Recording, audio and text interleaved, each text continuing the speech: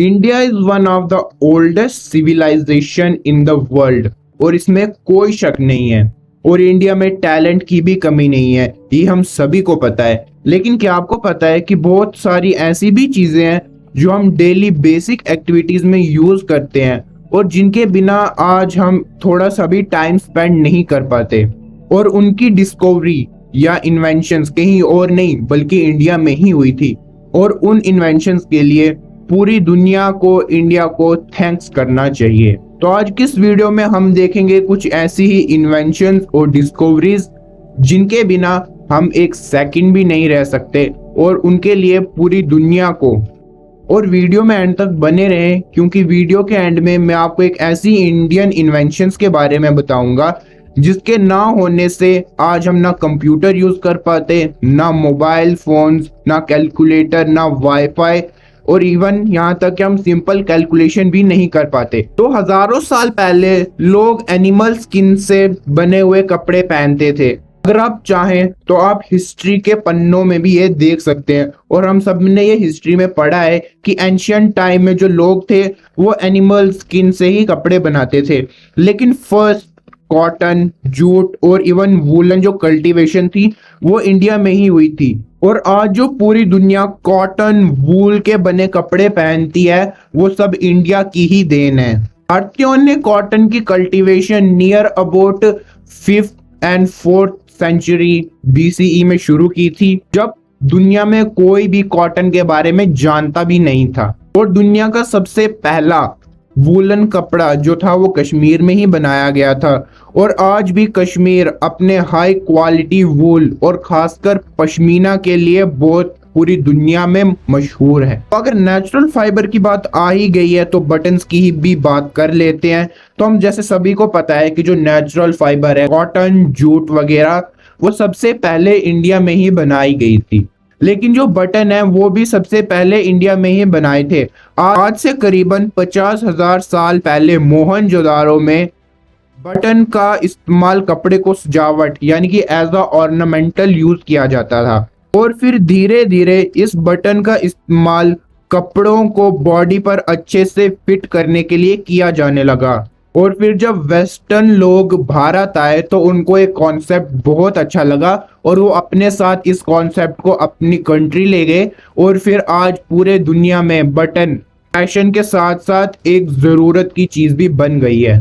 Shampoo जो हम सभी यूज करते हैं, इस वर्ड की एंट्री इंग्लिश लैंग्वेज में इंडियन सब कॉन्टिनेंट से हुई थी।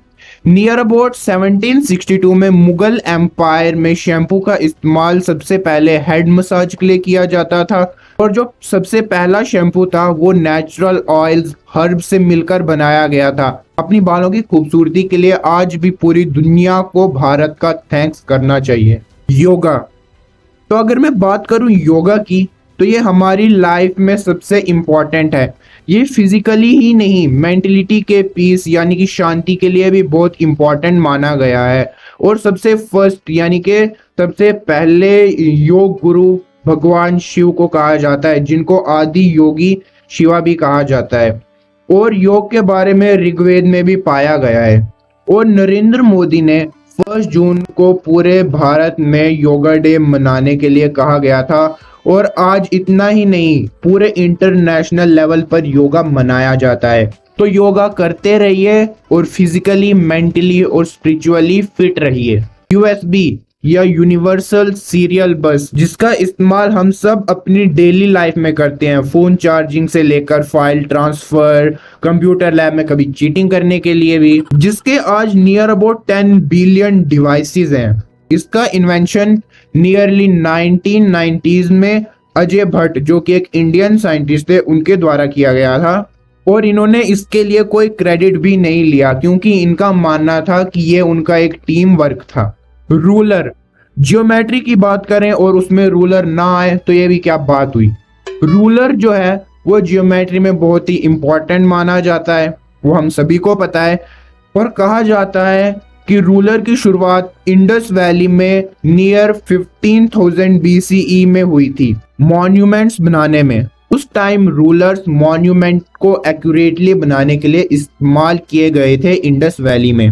चेस की अगर हम बात करें तो ये वर्ल्ड की टॉप गेम्स में से एक है, जिसकी इन्वेंशन का क्रेडिट भी भारत को ही जाता है। और माना जाता है कि ईस्टर्न इंडिया ने 16th century during the Guptas empire में इसका इन्वेंशन किया गया था और उस टाइम इसको चतरंगा के नाम से जाना जाता था।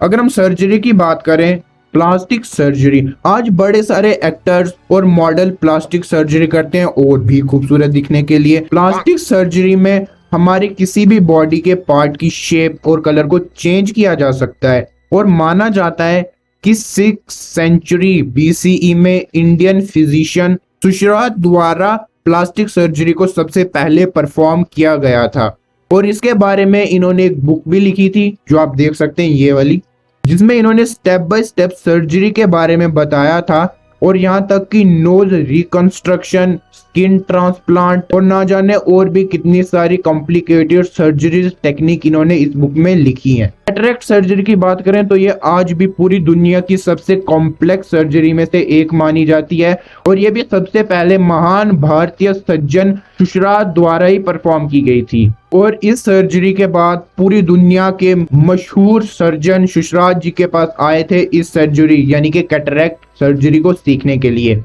वायरलेस कम्युनिकेशन की अगर बात कर लें तो वायरलेस कम्युनिकेशन के बिना आज हम कुछ भी नहीं कर सकते। ना हम कॉल कर सकते हैं, ना वाईफाई यूज कर सकते हैं और ना ब्लूटूथ स्पीकर्स, हेडफोन यूज कर पाते हैं। क्या आपको पता है कि वायरलेस कम्युनिकेशन किसने इन्वेंट किया था, किसके द्वारा ये डिस्कवर किया गया था? तो अगर आप गूगल से पूछोगे तो वहां आपको मार्कोनी दिखाई देंगे, लेकिन रियलिटी में ये एक इंडियन साइंटिस्ट जिनका नाम जगदीश चंद्र बोस था, उन्होंने 1895 में इसका एक सक्सेसफुल डिमॉन्स्ट्रेशन किया था, लेकिन इन्होंने अपनी डिस्कवरी को कभी पेटेंट नहीं किया, तो इसीलिए इनको कभी इसका क्रेडिट नहीं मिला।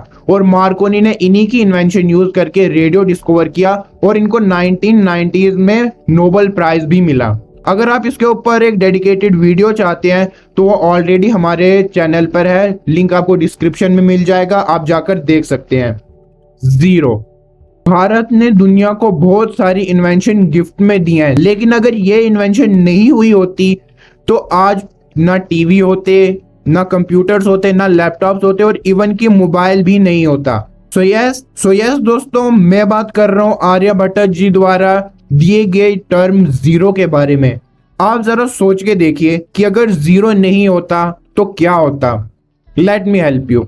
अगर जीरो नहीं होता तो डेसिमल नंबर सिस्टम नहीं होता, अगर जीरो नहीं होता तो बाइनरी कोडिंग नहीं होती, और अगर बाइनरी कोडिंग नहीं होती तो कंप्यूटर्स नहीं होते, लैपटॉप नहीं होते, और यहाँ तक कि हमारे पास जो स्मार्टफोन है वो भी नहीं होता।